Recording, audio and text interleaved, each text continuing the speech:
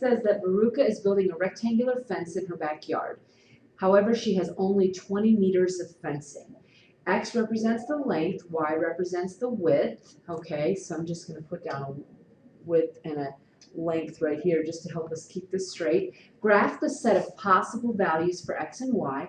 Use your graph to determine whether Veruca can build a fence with a length of 10 meters and a width of 2 meters. Okay, well, let's start out by just writing an equation using this information. Remember that the formula for the perimeter of a rectangle, perimeter is equal to 2L plus 2W, right? Okay, so we know that 2L plus, well, wait, let's back this up here. That means that 2x plus 2y is going to have to be equal to less than, so it has to be less than or equal to 20 because that's all the fencing that she has. So do you see here that we can solve for y and graph it? So let's do that. We have 2y is less than or equal to negative 2x. I brought the 2x over.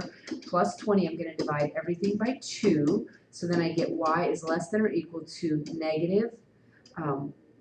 negative x, okay, plus 10. All right, so if we go ahead and graph this, that means we have it crosses the x-axis or the y-axis at 10, and the rise over the run is -1. So that means we're going to have a slope that looks something like this, okay?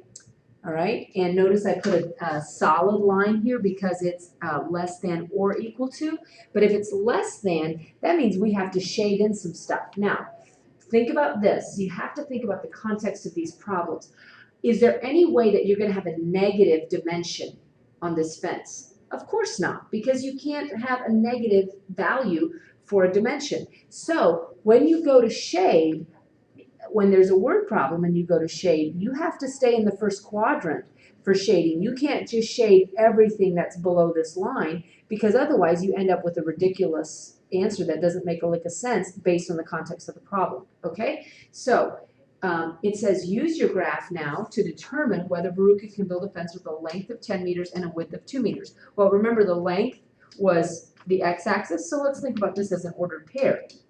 10, width is like the y values, right? So that's 10, 2. So let's go to where x is equal to 10, right? And where y is equal to 2. That's right up here. So is this coordinate in the shaded region? The answer is no. So can she build a fence? No. Now, I know that you could have plugged these numbers right into this equation and you could have told me that easily. However, it says use your graph to determine that. And because I know what's coming down the road in Algebra 2, the introduction to these ideas will help you a lot with the more complicated problems like this that you will encounter in Algebra 2. Okay?